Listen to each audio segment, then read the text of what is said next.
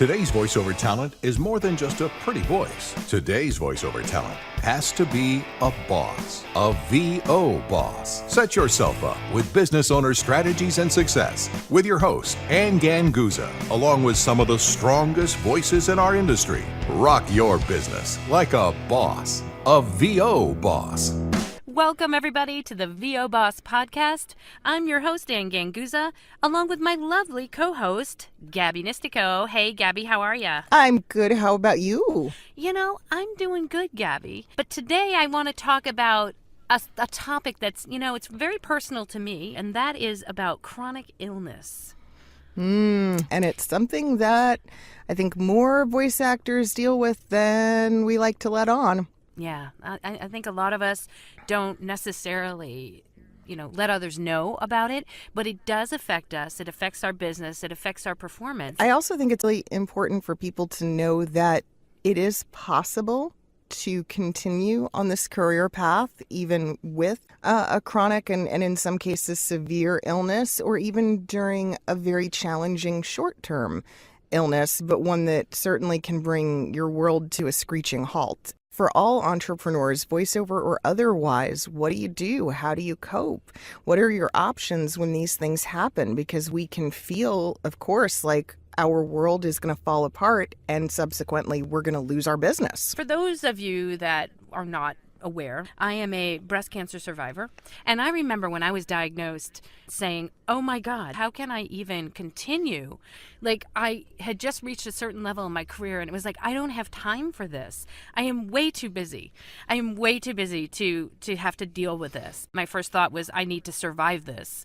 Like, how am I going to manage? How am I going to be able to pay for this? But then, it was, oh my gosh, it's going to take up my time. What kind of treatment options are there? There were so many things that hit me all at once. Thankfully, I had money that I could sink into healthcare, but I didn't know what to anticipate in terms of costs. Can I just say, I adore you for a host of reasons, but I adore you, I think, the most because your gut reaction to cancer was, F you, I don't have time for this. That is so great. Right? I didn't. I was like, God, That is so fantastic. Oh my gosh. I was like just reaching that pinnacle and I was like, oh man.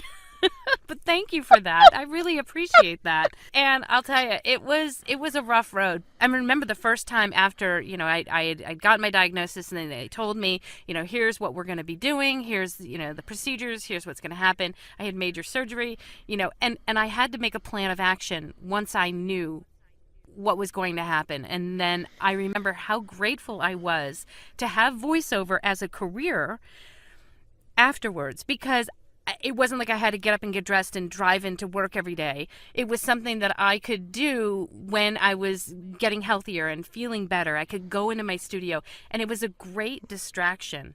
And I also realized that all those little things in my business that I was, nitpicking over and worrying about, and they were nothing compared to the battle that I was fighting mentally for my health, and it was one of those things where it improved my performance. Well, it becomes a lot easier to be authentic and to be real when you go, I don't have anything to lose. I mean, I know you had a couple of different surgeries. What was some of that like when you were in the thick of that? And I mean, I know your husband is amazing and he was just probably, I would think I'm not exaggerating by saying he was like 50% of your fight because you guys are such a team. Oh, yeah. He, I could not have asked for a better caretaker. And he was so amazing during my recovery. And so just did everything for me, cooked for me, of course. Do I even need to say that? Cooked me back into health. Right. What he went through was so much different than what I went through. I had to deal with, the recovering, the physical part of it, and then also the mental part of it. And as you said, it was one of those things where I'd already fought probably the biggest battle of my life, really. I mean, I was passionate before, but, after this, I can certainly put every bit of my passion into my job and into my life. Every time something stressful happens in my life now, I go right back to that place where I say, you know what? Life life is short. And what is important to me is my family, my husband, and to be happy and joyful at what I do. And that really helps me go day in and day out, still with the thought, I don't know what would happen. There's a lot of cases, and I don't know what's going to happen tomorrow. And if I spend my time worrying about it, but I do, it's hard not to, I always try to come back to, you know what, I really just need to live my life at its fullest every single day. And it sounds so cliche, but when it happens to you... Well, no, because I don't think it's cliche at all, because I think people forget that when people hear survivor, I think there's this strange thing in our society where we think, well, you won, that's it, you're good, like you did it, you overcame, you went through this hell and you came out the other side. But that's really not it. The maintenance, the doctor's visits, the tests, you probably have double or triple what most people have in terms of doctor visits every year. There's a lot there. And how do you kind of, manage some of that for voiceover going forward? Because that is still part of ultimately what, is a chronic condition. It's huge. I mean, and thank you for bringing that up, because every time I still have to get checked. Right now I'm on a 4-month schedule, but that's just with my oncologist. I'm on every 3 months with, another doctor, just because of medicines that I've taken and my risk factors. And so now I have to get things checked out a bit more frequently. But yeah, it is something that every time I go and visit and get checked up, I am so tired of going to the doctor, but I cannot stick my head in the sand. And I think I need to talk to you about that too. I mean, I just can't stick my head in the sand and pretend and not go, because had I done that ever in my lifetime, I may not be here to talk about it. I'll ask what maybe someone out there is thinking, which is, what comes first, the doctor or the booking? That's a good question. I actually right now, if I had a booking right now, I would, and it were a new client, at this point, at this stage, I could reschedule the doctor. Believe it or not, I could. Earlier, the first couple of years, I would have said no. Right. But now I'm, from 2012 to 2017, I'm at a part where I'm kind of halfway through. I think they wait 10 years now to kind of say that you're clean. Yes. I'm 6 years in. So at this point, I could reschedule my oncologist. The chances of me having a last minute session at the exact same time that I've got to go to the doctor, are slim. But if it were to happen, I could reschedule the doctor. I absolutely could. Right. And as a matter of fact, the nice thing for me, and again, I'm grateful, is that my doctor is, I'm in maintenance mode. So I don't anticipate, or I try not to anticipate, any bad news when I go and get my blood work and that sort of thing. And there are many other people that would need him more than me at this point. That's kind of how I look at it. But Gabby, I think that you have some familiarity too with with chronic illness. I'll tell my story in a second, but I want to start by actually talking about a couple other folks we know, just real briefly. I'm not outing anybody here, guys. This is common knowledge. These are voice actors who talk about their struggles pretty regularly.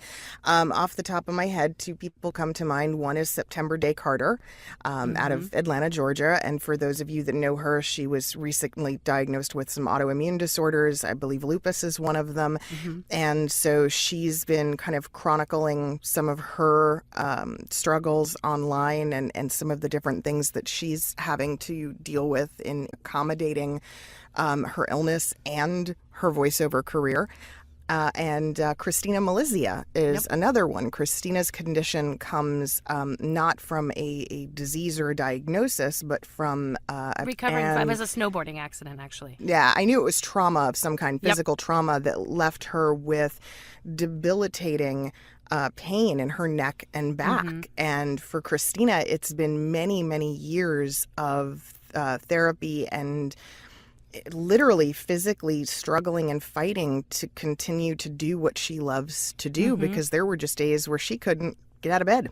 Absolutely. And that affected me as well in the beginning, recovering. And I do believe a lot of chronic illnesses for people, they are debilitating. And that really Yes. hinders your performance. And so you have to be all the more attentive to scheduling sessions and being at your performance best. And trying to maintain or whatever you need to do to get yourself so that you can perform. That's Definitely. And so I think the big thing is understanding that the reason we're sharing all of this and the reason we're talking about it is hope. It's to let others know that it is possible. It's not, your career isn't going to up and dissolve. It's not to say that there aren't going to be huge challenges.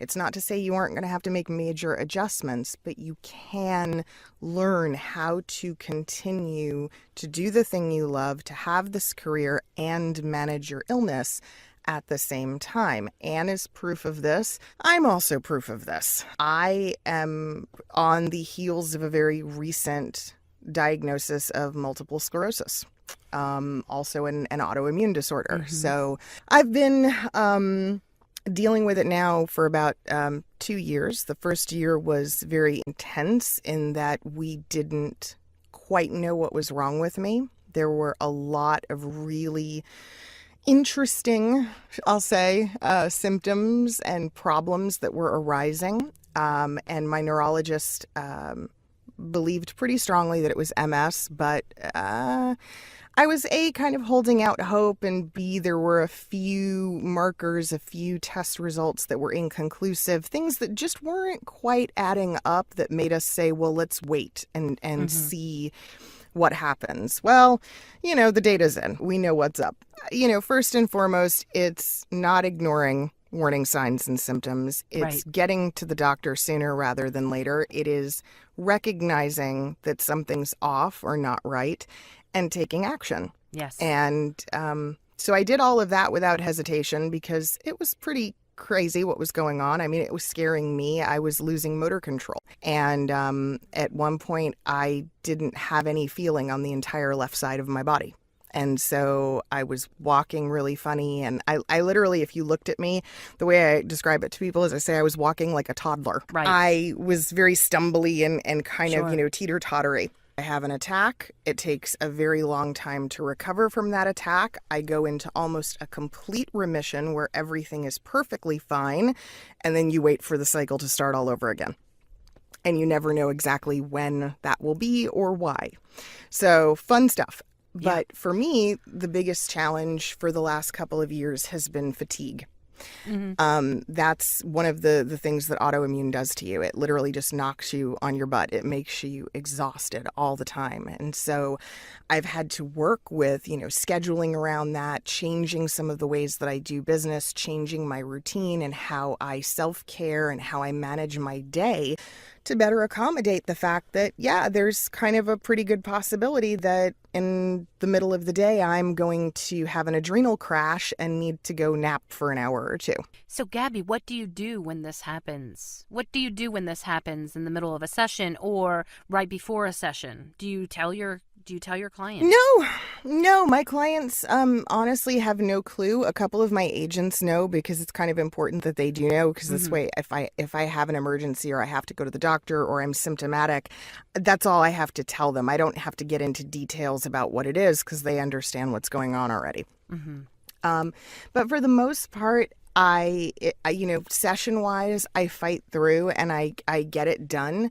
I feel like the differences are things like I can't stand in the booth as long as I used to be able to. I have to sit. I have a stool in my booth now. Whoop-de-doo. I have to be very careful of overheating and literally just getting too hot, which can be a challenge in my booth because my booth is an oven like most of us. I mean, this thing is just literally a hot box. So I have to, take little breaks and vent the room, or I have to wear like a cooling towel kind of thing, or put little like cooling bracelets on my wrists, no biggie. It's all manageable stuff. It's just knowing how to manage it and understanding it. Fatigue-wise there for a while, I can tell you there was almost a 6-month period where every day I had to take a nap in the afternoon. Had no choice. Like I would just crash. So what I did was I rearranged my schedule. I started getting up much, much earlier, and I started going to bed earlier. And by doing that, I was able to combat some of it, but I was also able to be more productive earlier in the day, which made it so that I could afford to have that downtime and not suffer for it. You didn't have feeling on the left side of your body. I don't have feeling in my upper chest area. So I actually, believe it or not, the surgery affected my breathing to a point. No doctor will ever confirm that for me, but I will tell you that breathing wise, and I do a lot of narration work, right? Breathing wise, I have had to kind of learn how to really take a big breath. It's especially important because I literally will I breathe very shallow now, and because that's where the surgery was in that area. I think it's so important that you acknowledge what it is that you need health wise, because again, I think if you're not healthy, you're not going to be able to really perform, and you're not going to be able to work. So I think first and foremost for all of you is to know that it can be done. You need to make your adjustments, and as Gabby said, in the beginning, go to the doctor. If something is off or something is just not right, you cannot ignore it. You cannot stick your head in. If I had done that, who knows? It would have been a whole different story too. You know what I mean? And so if something we might is not off, be here right now. Right? We may not be here. Either of us. We may not be here talking to you about it. And if we don't continue to go and continue to get it checked and monitored and take, I took medicine for 5 years that, I'm going to say did weird things with my hormones. So if you, it was like one of those things blocking every hormone known to man. So when you talk about being hot in the booth, yeah, I get it. I had that too. I still have it. So I think it's just important to know, guys, that it's possible. There's hope. I actually think being in this industry, for me, it's helpful, because if I have to go to the doctor in the morning, I have to go to the doctor more frequently, whatever it is, I have to go get blood work done, whatever it is, I can kind of negotiate my schedule, and it really makes it convenient to be able to do that. Most definitely. It makes it easier to schedule, to be able to get in. I don't know that if I was still working full time for someone else, I would be able to seek the care that I'm able to right now, and my treatment is still forthcoming. So I still have a long road to go of some pretty gnarly medications that are in my near future, but rather that than the consequences of not being treated. So it's tough, but it's not only is it doable, there's support. We're not alone in this, and I don't want anybody to ever feel like they have to hide the truth, or like they're I don't know, they have to live up to some unreasonable expectation of perfection. It's not necessary. It's a wonderful community that we are in. I mean, we've said this over and over and over again, and I am the first person, like, if I hear of somebody else that's suffering, I am so happy to sit and talk with anybody about it. So I just want to kind of put that out there. And I know, Gabby, you're the same way. If anybody, wants to talk to me about chronic illness and how, if I can be of any help at all, I'm here. Really, message me. We both are. Yeah. Talk to us. It's possible. There's hope, and there's joy. There is joy still. There is. I've had voiceover students that are in wheelchairs. I've had voiceover students that have different forms of muscular dystrophy. We know Tina Wilson, who is blind from birth. I mean, this industry is extremely accommodating to a wide range of conditions. You just have to learn not only your limitations, but how to incorporate them into your voiceover day without it stressing you out needlessly. Yeah. And our bodies are amazing. If you ask me, they're amazing. They're amazing instruments, and our voices are amazing. And that I truly believe that if we are aware and we take proper care, of ourselves, and in the middle of a chronic illness, or at the beginning, at whatever, you can overcome. You can work with it, and this industry can work for you. I agree completely, and I'll leave you guys on one thought. Just remember that Beethoven wrote his most memorable, most iconic piece of work after he lost his hearing. That he did. chronic illness, chronic degenerative disease does not have to be the end of this for you. So. Exactly.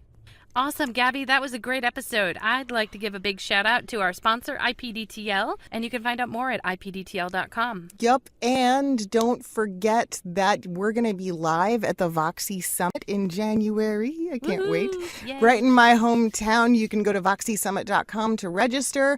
Make sure you have a kick butt week, guys. Stay focused and rock your business like a boss. Yeah, I can't wait to the Voxy Summit. Just want to add that, we've got some special things planned for you. B.O.S.S has some special things planned for you guys at Voxy Summit, so make sure you sign up. And make sure to visit us on voboss.com for exclusive content and offers. And go ahead and subscribe to us on iTunes or Stitcher and YouTube. Awesome, guys. Have a great week. Talk to you soon. Bye. Join us next week for another edition of B.O.S.S with your hosts, Ann Ganguzza and Gabby Nisterko. All rights reserved. And Ganguzza voice talent in association with 3 Moon Media. Redistribution with permission. Coast to coast connectivity via IPDTL.